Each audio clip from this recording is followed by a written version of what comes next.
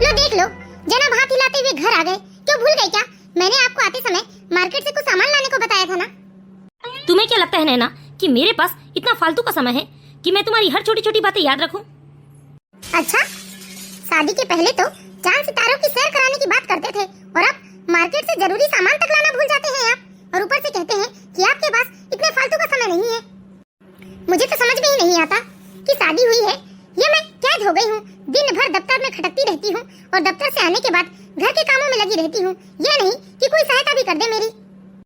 यहाँ तो जनाब घर आते ही पलंग पर पैर फैलाकर टीवी देखने बैठ जाते हैं और हुक्म देना शुरू कर देते हैं।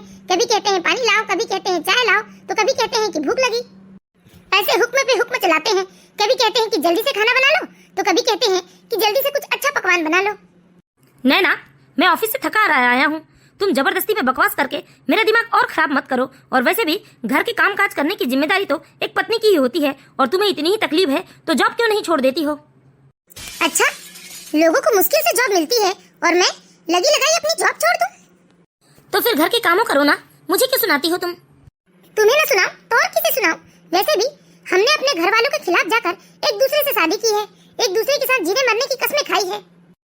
अरे तुम्हारे सिवा यहाँ मेरा है ही कौन जिसे मैं अपना दुखड़ा सुनाऊंगी? लेकिन नहीं, तुम्हें तो सिर्फ अपनी परवाह है, इतना भी नहीं कि कभी छुट्टी के दिन कहीं मुझे बाहर घुमाने फिराने लेकर जाए, पिक्चर लेकर जाए, पार्टी पिकनिक। अरे आजकल तो सब कुछ बंद हो गया है। मुझे तो लगने लगा है कि ऐसी शादी से तो कुंवारे ही अच्छे थे हम। अगर शादी के बाद तुम्हें इतना ही पछतावा हो रहा है तो फिर तुम मुझे तलाक क्यों नहीं दे देती? गौरव के मुंह से आवेश में निकल तो गया, लेकिन अपनी फिसलती जबान को वह खुद कोसते हुए चुप हो गया।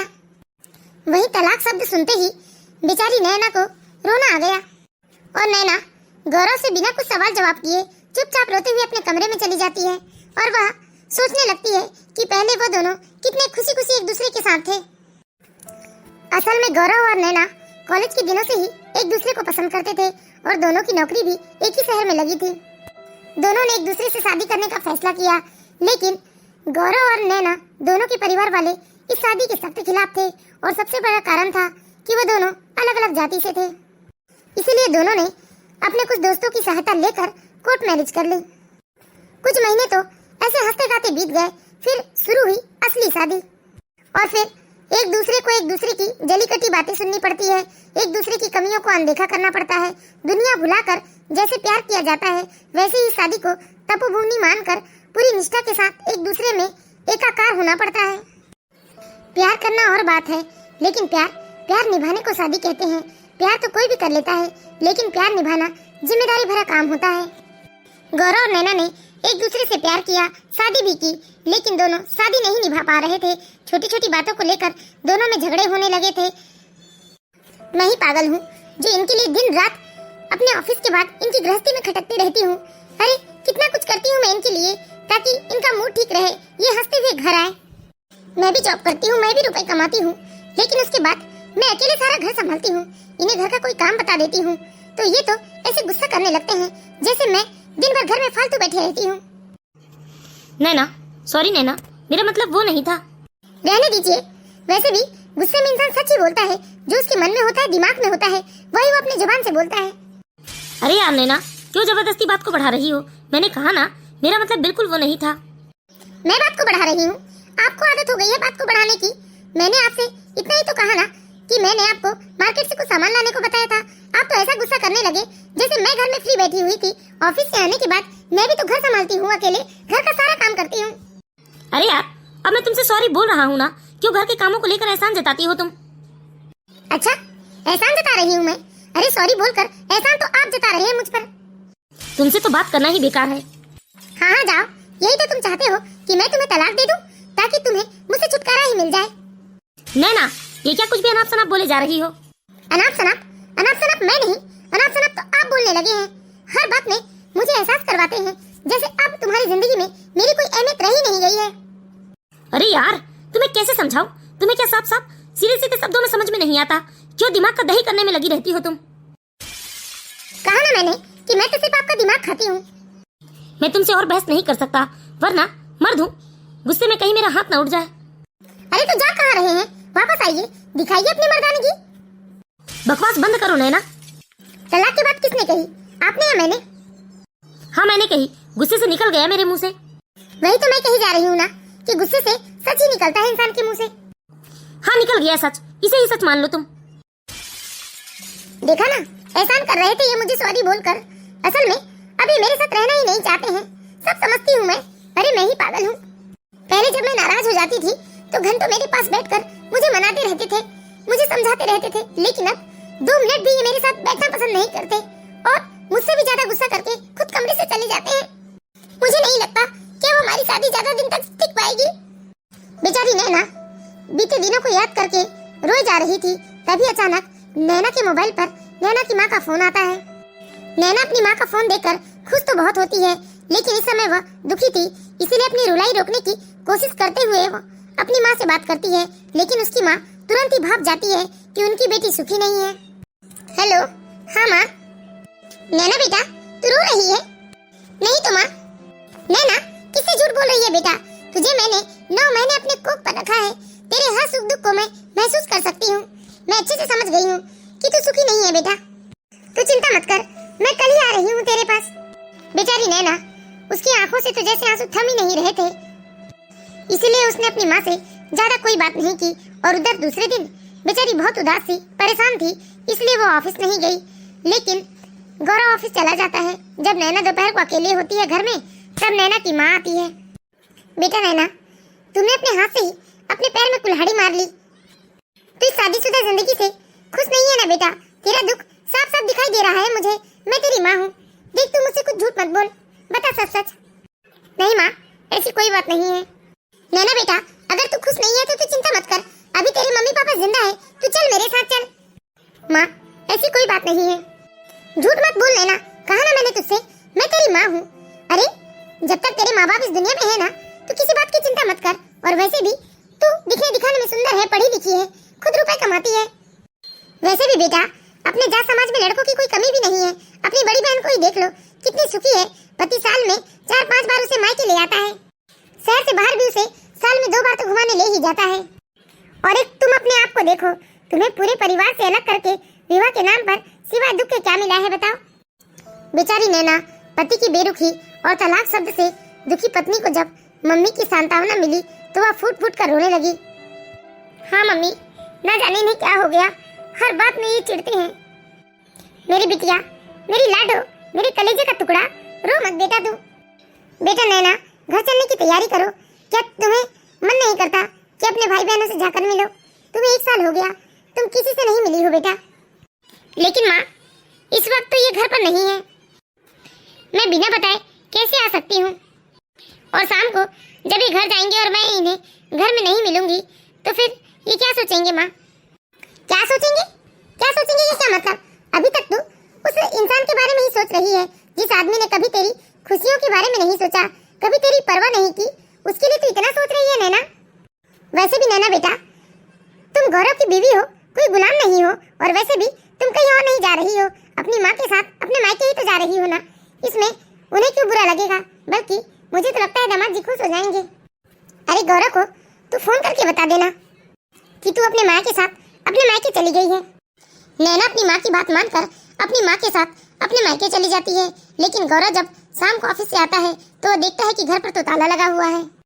गौरव का बहुत दिमाग खराब होता है, लेकिन वो सोचता है कि नैना तो ऐसे ताला लगाकर कभी कहीं नहीं जाती थी, लेकिन आज वो अचानक कहाँ चली गई। वो तो अच्छा हुआ कि गौरव के पास भी घर की एक चाबी थी, जिससे गौरव ताला खोलकर घर के अंदर आता है। हेलो, कहाँ हो नैना तुम? इस तरह बिना बताए कहाँ चली गई हो तुम? गौरव, मैं अपनी माँ के साथ अपने मायके आई हूँ। तुमने मुझे बताना भी जरूरी नहीं समझा? वो क्या है ना गौरव, मम्मी के अचानक आने से मेरा भी अचानक मायके आने का कार्यक्रम बन गया। हाँ ठीक है, अब गई हो तो अपने मायके में ही रहना, यहाँ आने की कोई जरूरत नहीं है। मेरा तुम्हारा रिश्ता खत्म। तुमने एक बार भी मुझे बताना जरूरी नहीं समझा। तुम्हारी नजरों में मेरी कोई अहमियत नहीं है, इसीलिए मर गया मैं आज से तुम्हारे लिए। गौरव, ये क्या बोल रहे हो तुम? अरे अपने मायके ही तो आई हूँ ना, वो भी अकेले नहीं, अपनी मम्मी के साथ आई हूँ। मैंने कह दिया, मुझे कोई बात नहीं करनी है। जिस लड़की के लिए मैंने अपने माता पिता भाई बहन समाज रिश्तेदार सब छोड़ दिया, आज वही मुझे बिना बताए चली गई। इधर गौरव गुस्से से फोन पटक कर बड़बड़ा ही रहा था, तभी फिर से गौरव के मोबाइल में नैना का फोन आता है।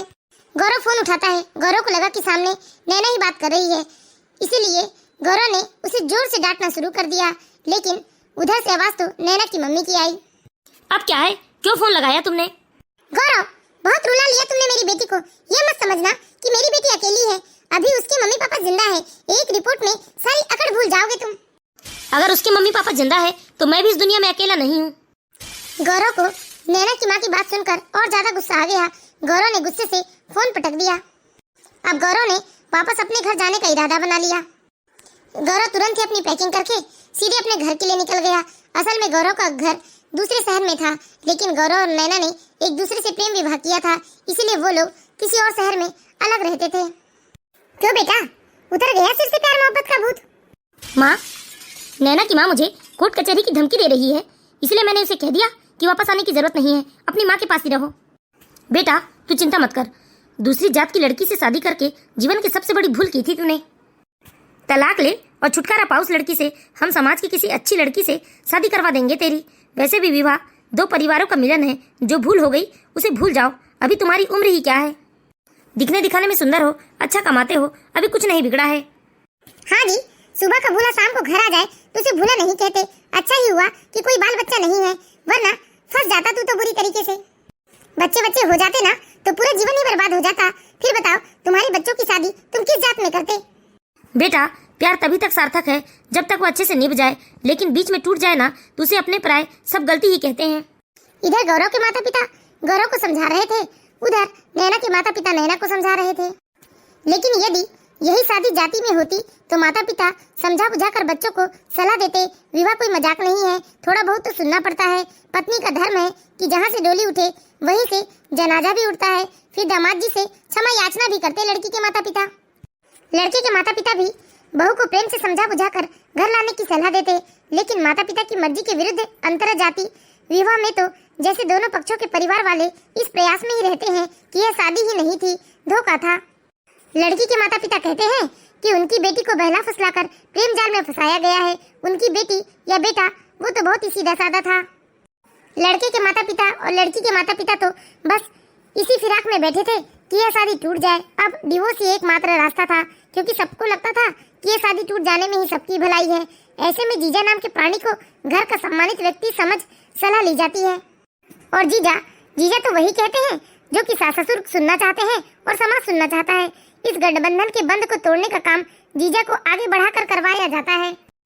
गौरव और नैना एक दूसरे से बात करना भी चाहते थे तो दोनों के माता पिता एक दूसरे से बात नहीं करने देते थे, बल्कि एक दूसरे का फोन आता तो खरी खोटी सुनाकर फोन रख देते थे और बस दोनों परिवार तलाक के आकड़ में बैठे थे। अरे अपनी बड़ी बहन को देख, उसने समाज के लड़के से शादी की है, वो भी हमारी मर्जी से। आज वो कितनी खुश है, और तू अपने आप को देख। अरे तेरी शादी को साल भर भी नहीं हुए और तू आज किस स्थिति में खड़ी है हमारे सामने। मम्मी जी, नैना को बेकार में मत चिल्लाइए आप, मैं हूँ ना, मैं समझा लूंगा नैना को। जीजा जी, मैं डिवोर्स पेपर में साइन करने से पहले एक बार गौरव जी से बात करना चाहती हूँ। अरे नहीं नैना, कोई जरूरत नहीं है उस बेकार इंसान से बात करने की। दोनों परिवार वाले जिद में अड़े थे कि वो किसी भी तरीके से दोनों का तलाक करवा के रहेंगे। इस दौरान गौरव ने कई बार नैना से कांटेक्ट करने की कोशिश की, लेकिन हर बार नैना के जीजा जी या फिर नैना की माँ ही फोन उठाती थी और गौरव को बुरा भला खरी खोटी सुनाते थे और तलाक की बात पर अड़ जाते थे। दोनों परिवार वाले बच्चों के कान में उल्टे सीधे मंत्र फूंक कर एक दूसरे के खिलाफ घृणा भरते जा रहे थे।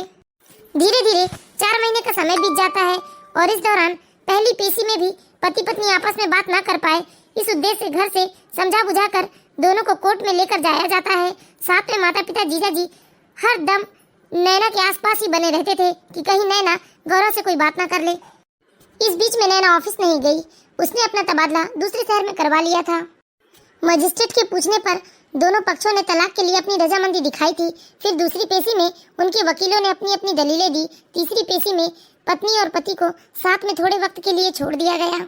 कुछ झिझक, कुछ गुस्सा और कुछ दबाव के चलते दोनों के बीच में कोई बात नहीं हुई। क्या करूं, कुछ समझ में नहीं आ रहा है। 1 साल कैसे बीत गए। सच में गौरव के बिना तो कहीं मन नहीं लग रहा है, लेकिन गौरव ने कभी मेरी कद्र नहीं की। चौथी पेशी में हम लोगों का तलाक भी मंजूर हो जाएगा। इधर मम्मी पापा दीदी जी तो जोर शोर से तलाक करवाने में लगे हैं। यहाँ तक इन लोगों ने मेरी शादी के सपने देखना भी शुरू कर दिए हैं। क्यों जी, रिश्ते की कोई बात हुई क्या? आप गए थे ना देवकी प्रसाद जी के घर? मम्मी पहले तलाक तो हो जाने दो, आपको शादी की इतनी जल्दबाजी क्यों हो रही है? बेटा अगली पेशी में तो तुम दोनों का तलाक हो ही जाएगा और फिर एक तलाकशुदा से कौन शादी करने को तैयार होगा? एक तो तुम 35 साल के हो गए हो, घर से भागकर पराई जात की लड़की से शादी भी कर ली थी तुमने। ऐसे में बताओ बेटा कि कौन है जो सब कुछ जानती हुए अपनी बेटी की शादी तुमसे करने को तैयार हो जाएंगे? इधर गौरव के माता पिता शादी के लिए गौरव को मना समझा रहे थे और उधर नैना के माता पिता नंदिनी को समझा बुझा रहे थे। दीदी इतनी जल्दबाजी क्यों है आप लोगों को? तुम्हें क्या लगता है कि तुम्हारी दूसरी शादी करना इतना आसान है? एक तलाकशुदा लड़की जो कि 32 साल की हो चुकी है, जो अपने माता पिता की मर्जी के खिलाफ घर से भागकर पराई जात के लड़के के साथ शादी कर ली और फिर तलाक हो गया। अरे तुम्हारे पापा कितने रिश्ते तलाश रहे हैं यहाँ के वहाँ, तुम देख रही हो। एक पल भी तुम्हारे पापा चैन से नहीं बैठ रहे हैं। एक लड़का तो 36 साल का है जिसके 2 बच्चे भी हैं और वह विदुर है। ऐसे 2 लड़के हैं, एक तो थोड़ा अपाहिज है और एक जो सुंदर दिखता है वो सजा काट रहा है। न जाने किसी लड़की के ऊपर जबरदस्ती का केस लगा है उसके ऊपर, लेकिन केस तो झूठा ही होगा। ये सब लड़कियां ना पैसे ऐंठने के लिए लड़कों के ऊपर झूठे झूठे केस लगा देती हैं। मम्मी ये कैसे उल्टे सीधे रिश्ते लेकर आ रहे हैं आप लोग? नहीं करनी है मुझे शादी। बेटा तूने घर से भागकर बहुत बड़ी गलती की है, नहीं तो किसी की मजाल थी जो कोई ऐसा रिश्ता लेकर आता तुम्हारे लिए। अरे तुम मेरी बेटी हो, ऐसी गलतियों को समाज इतनी आसानी से माफ नहीं करता बेटा। माँ मैं दुनिया में कोई अनोखी नहीं हूँ, ऐसी बहुत सारी लड़कियां भी हैं जो बिना शादी के परिवार की देख रेख कर जीवन गुजार देती हैं। ठीक है अगर तुम ऐसे ही चाहती हो तो जाओ अपनी दीदी जिया जी के साथ ग्वालियर और वहीं जाकर अपने दीदी जिया जी के बच्चों को खिलाओ। माँ लेकिन मैंने अपना ट्रांसफर तो भोपाल करवा लिया है ना।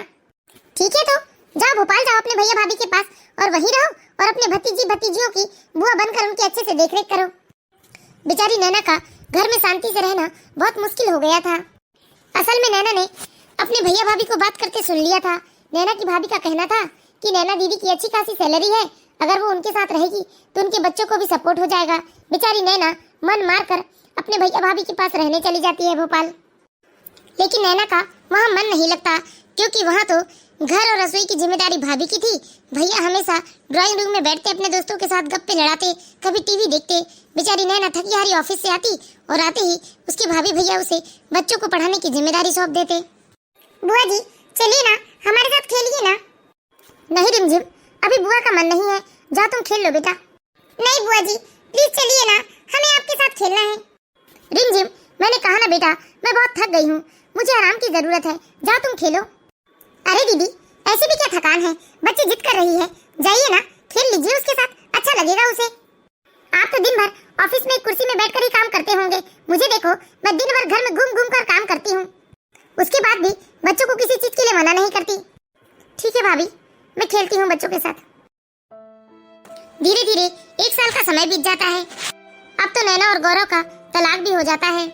अब दोनों परिवार अपने बच्चों की शादी करवाने के लिए जोर शोर से लगे हुए थे, लेकिन अभी तक दोनों परिवार को वो रिश्ता मिल ही नहीं पाया था जो रिश्ता वो लोग अपने बच्चों के लिए ढूंढ रहे थे। नैना और गौरव तो अब चिढ़ने लगे थे क्योंकि वो लोग दूसरी शादी करना नहीं चाहते थे। धीरे धीरे समय बीतता गया। अब तो गौरव का भी प्रमोशन हो गया और प्रमोशन के बाद गौरव का ट्रांसफर भोपाल हो जाता है। जैसे ही गौरव का प्रमोशन होता है तो गौरव के माता पिता तो जोर शोर से लग जाते हैं कि अब जल्दी से जल्दी गौरव की शादी हो जाए, और जब गौरव का ट्रांसफर होता है तो गौरव के माता पिता भी गौरव के साथ भोपाल ही आ जाते हैं। माँ मेरी शादी की इतनी जल्दबाजी क्यों मची है आपको? नहीं करना चाहता मैं शादी। अरे बेटा तू तलाकशुदा लड़का है, पराई जात की लड़की से शादी की थी तूने। अरे कोई गरीब ही होगा जो मजबूरी में आकर अपनी बेटी की तुम्हारे साथ शादी करवाएगा।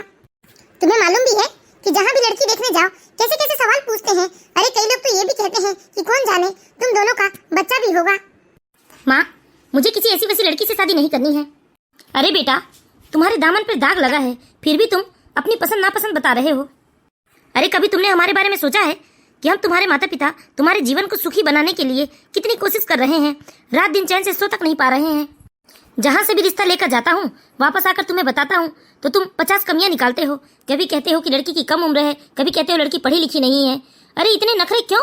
पहले अपने आप को देखो, तुमने पराई जात की लड़की से अपने माता पिता की मर्जी के खिलाफ भागकर शादी की थी और अब तुम्हारा तलाक भी हो चुका है, फिर तुम्हें कोई अपनी बेटी इतनी आसानी से कैसे सौंप देगा? अरे तो आप लोगों से कहा किसने है कि आप लोग इतने परेशान रहिए? मुझे नहीं करनी है शादी, बिना शादी के भी तो जीवन काटा जा सकता है ना। हाँ बेटा बिना शादी के जीवन काटा जा सकता है, खुशी खुशी जिया नहीं जा सकता। अब तुम बताओ, तुम अपना जीवन काटना चाहते हो या फिर खुशी खुशी जीना चाहते हो? और फिर तुम हमारे इकलौते बेटे हो। अरे तुमको लेकर हमारे क्या क्या सपने नहीं होंगे, और तुम अपने बूढ़े माँ बाप को उनके सपने पूरे किए बिना ही मिट्टी में मिल जाने दोगे? क्या तुमने हमारे बारे में एक बार भी नहीं सोचा? गौरव और नैना के माता पिता गौरव और नैना को इमोशनली ब्लैकमेल करने लगते हैं और दोनों के माता पिता बस अपने बच्चों की शादी करने की जद्दोजहद में लग जाते हैं। वह हर रोज कहीं न कहीं से कभी लड़की के लिए कोई रिश्ता लेकर आते तो कभी लड़के के लिए कोई रिश्ता लेकर आते, लेकिन दोनों ही बच्चे शादी करने को तैयार नहीं थे। असल में उनके मन में कहीं न कहीं अभी भी एक दूसरे के लिए प्रेम था, लेकिन घर वालों की कड़वाहट और घृणा के चलते वह अपनी बात किसी से कह नहीं पा रहे थे। गौरव, तुम्हारे तलाक को 3 साल हो चुके हैं। अब तुम्हें जल्दी से जल्दी शादी कर ही लेनी चाहिए, वरना 50 साल के हो जाओगे तो तुम्हें कौन अपनी बेटी देगा? तुम कान खोलकर सुन लो मेरी बात। कल लड़की वाले आ रहे हैं। लड़की वालों की तरफ से तो पूरी तरह से हाँ है, लेकिन मैं तुमसे विनती करता हूँ कि कल तुम कोई बात का बतंगड़ मत बनाना और चुपचाप शादी के लिए हाँ कह देना। पापा, ये क्या बोल रहे हैं आप? क्या आप मुझे कोई भी खिलौना थमा रहे हैं? जो मुझे पसंद ना भी हो तो मैं चुपचाप हाँ में सिर हिला दूं? बेटा, समझने की कोशिश क्यों नहीं करते? हमें तुम्हारी शादी की चिंता है, तुम्हारे भविष्य की फिक्र है, इसलिए हम तुम्हारे पीछे भिड़े हैं। अच्छा, अगर मेरी इतनी ही चिंता थी आप लोगों को, मेरे भविष्य का इतना ही ख्याल था, तो आप लोगों ने नैना को खुशी खुशी अपनाया क्यों नहीं? शायद उस समय आप लोगों ने खुशी खुशी नैना को अपना लिया होता तो इतना सब बवाल होता ही नहीं। गौरव, ये क्या बका जा रहा है तू? क्या तेरे मन में अभी भी उस नैना के लिए प्यार है? हाँ है माँ, है। मैं आज भी नैना से बहुत प्यार करता हूँ। सच कहूँ, मैं नैना से कभी तलाक लेना ही नहीं चाहता था, लेकिन आप लोगों ने एक हमारी छोटी सी गलती के लिए हम लोगों को इतना मजबूर कर दिया कि ना चाहते हुए भी हमें चुपचाप तलाक के पेपर में साइन करना पड़ा। इधर गौरव अपने माता पिता के सामने आज डट कर खड़ा हो गया और अपने दिल की बात अपने माता पिता के सामने रख दी। यही हाल कुछ नैना का भी था। नैना के माता पिता भी भोपाल पहुंच गए थे किसी लड़के का रिश्ता लेकर, लेकिन नैना इस शादी के लिए तैयार ही नहीं थी। नैना के घर वाले भी नैना के साथ बहुत जबरदस्ती कर रहे थे, लेकिन आज नैना के सब्र का बांध टूट चुका था। वह शादी नहीं करना चाहती थी, इसलिए आज उसने अपने माता पिता के सामने बोलने में ही भलाई समझी अपनी। नहीं माँ, नहीं करना चाहती मैं ये शादी। नैना, तुम्हारा दिमाग तो ठिकाने पर है ना? अरे हम तुम्हारे माता पिता हैं, कोई दुश्मन नहीं। हम सिर्फ और सिर्फ तुम्हारा भला चाहते हैं। देखो बेटा, अभी भी तुम्हारी कोई खास उम्र नहीं हुई है। तुम इस शादी के लिए हाँ कह के अपनी घर गृहस्थी बसा लो बेटा। बड़ी मुश्किल से इस रिश्ते के लिए उन लोग तैयार हो पाए हैं। हम तुम्हारा भला चाहते हैं बेटा, हम तुम्हें हमेशा खुश देखना चाहते हैं। हाँ माँ, वो तो देख लिया मैंने कि आप लोग मुझे कितना खुश देखना चाहते हैं। मैं ही पागल थी जो आपकी बातों में आकर गौरव को छोड़कर यहाँ चुपचाप चली आई। मैंने आपके कहने से गौरव को बताना भी जरूरी नहीं समझा कि मैं आपके साथ जा रही हूँ। अगर उस दिन मैं आपकी बात मानकर आपके साथ नहीं आई होती तो आज ये सब बवाल होता ही नहीं। ये क्या कुछ भी बात कर रही है तू? क्या तू आज भी उस गौरव को चाहती है? उसने तेरे साथ क्या कुछ नहीं किया, फिर भी तू आज भी इस गौरव के बारे में सोच रही है? क्या किया माँ, क्या किया? अरे पति पत्नी के बीच में छोटे मोटे तो लड़ाई झगड़े होते ही रहते हैं ना। आज मैं पूरे 1 साल से भैया भाभी के साथ यहाँ रह रही हूँ। मैं देखती हूँ ऐसी कई लड़ाइयाँ भैया भाभी के बीच में तो हफ्ते में 2 बार 3 बार हो जाती हैं। और एक बात बताइए माँ, क्या आपके और पापा के बीच में कभी कोई लड़ाई नहीं हुई जिसके चलते आपने मुझे एक बार भी नहीं समझाया और चुपचाप आप घर ले आई और गौरव को उल्टा सीधा बोलने लगी? सच्चाई तो ये है माँ, आपने कभी अपनी बेटी की खुशियों के बारे में सोचा ही नहीं। आपको तो हमेशा बस 4 लोगों की चिंता थी, उस समाज की चिंता थी कि आप उस समाज में क्या जवाब देंगी। आपने कभी अपनी बेटी की खुशियों के बारे में सोचा ही नहीं। सुन लीजिए माँ, मैं किसी से शादी नहीं करूंगी। और एक बात बताइए माँ, इसकी क्या गारंटी है कि आप लोग जिस लड़के से मेरी शादी कराएंगे उस लड़के के साथ मेरा कभी कोई लड़ाई झगड़ा नहीं होगा? अगर कल को उस लड़के से किसी बात को लेकर मेरा लड़ाई झगड़ा हो गया तो आप फिर से मुझे अपने पास ले आएंगी, फिर से उससे मेरा तलाक करवाएंगी और फिर मेरी तीसरी शादी की तैयारी करने लगेंगी। आज पहली बार नैना ने अपने माता पिता के सामने खुलकर अपने मन की बात कही, जिसे सुनने के बाद नैना के माता पिता कहीं न कहीं शर्मिंदा हो गए थे और उन्हें अपने स्वार्थीपन का एहसास होने लगा था, क्योंकि सच में गौरव और नैना के माता पिता ने कभी भी अपने बच्चों की खुशियों के बारे में नहीं सोचा। वो तो हमेशा बस समाज और दूसरी जाति का ही डर लेकर बैठे थे। दोनों के माता पिता को अब अपनी अपनी गलती का एहसास हो गया था। नैना अपने माता पिता से बात कर ही रही थी कि अचानक नैना के मोबाइल में गौरव का फोन आता है। गौरव बहुत रो रहा था और अपनी गलती के लिए नैना से माफी मांग रहा था। गौरव, इस तरह से बार बार तुम मुझसे माफी मत मांगो, कहीं न कहीं इसमें मेरी भी गलती है। नैना, क्या एक बार फिर से हम साथ साथ नहीं रह सकते? हाँ गौरव, रह सकते हैं और इस बार हमारा रिश्ता इतना मजबूत होगा कि छोटे मोटे आंधी या तूफान से कोई हमें हिला नहीं पाएगा। नैना, मैं अभी के अभी तुम्हें लेने आ रहा हूँ, तुम तैयार हो जाओ। ठीक है गौरव, मैं तुम्हें एड्रेस मैसेज कर देती हूँ, तुम मुझे लेने आ जाओ। माँ, पापा, मैं अपने पति के पास जा रही हूँ अपनी गलती सुधारने। हाँ बेटा, इसमें सबसे बड़ी गलती मेरी है। मैंने ही तुझे हमेशा गौरव के खिलाफ भड़काया। दूसरी जाति के लड़के से शादी को लेकर मैं इतनी नाराज थी कि अपने नाराजगी को मैंने इतना ऊपर रखा कि मैंने कभी तेरी खुशियों के बारे में नहीं सोचा। बेटा, मुझे माफ कर दे और जा जी ले अपनी जिंदगी। नैना और गौरव के माता पिता को अपनी अपनी गलती का एहसास हो गया है। दोस्तों, कहने या सुनने के लिए तो बस ये छोटी सी कहानी थी, लेकिन वास्तव में ये सिर्फ कहानी नहीं बल्कि किसी की जीवन की सच्चाई है, जिसे मैं कहानी के रूप में आप सबके सामने प्रस्तुत कर रही थी। मैं आशा करती हूँ दोस्तों, आप लोगों को मेरी ये कहानी जरूर पसंद आई होगी। यदि कहानी अच्छी लगी हो तो प्लीज इस वीडियो को लाइक कीजिए और इसी तरह की मोरल स्टोरीज देखते रहने के लिए हमारे चैनल बालाघाट की बेटी को सब्सक्राइब करें।